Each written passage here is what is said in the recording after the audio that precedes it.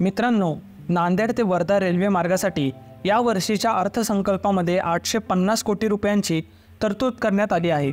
त्यामुळे आता पुसद ते नांदेड दरम्यान सपाटीकरणाच्या कामाला सुरुवात झाली असून लवकरच मजबूतीकरण पूर्ण केले जाणार आहे। गत 20 वर्षांपासून चर्चेत असलेला वर्धा ते नांदेड हा मराठवाडा विदर्भाला जोडणारा महत्त्वाचा रेल्वे मार्ग रखडला होता।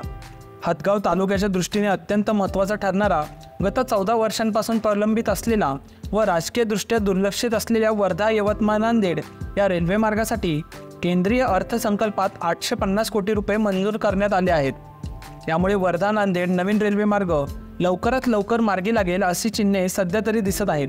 केंद्र सरकारने 2023-24 या वर्षातील अर्थसंकल्पामध्ये महाराष्ट्रातील रेल्वे प्रकल्पांसाठी आणि रेल्वेच्या इतर कामांसाठी 13,536 कोटींचा निधी दिला आहे।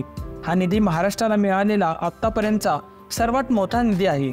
त्यामुळे महाराष्ट्रातील विदर्भ मराठवाड्याला जोडणारा बहुप्रतिष्ठित वर्धा नांदेड रेल्वे मार्ग पूर्णत्वाकडे जाण्यासाठी नांदेड व हिंगोली जिल्ह्यातील शेकडो गावांचा, शेतीचा, येथील छोट्या मोठ्या उद्योगांचा विकास होण्यास हातभार लागणार आहे।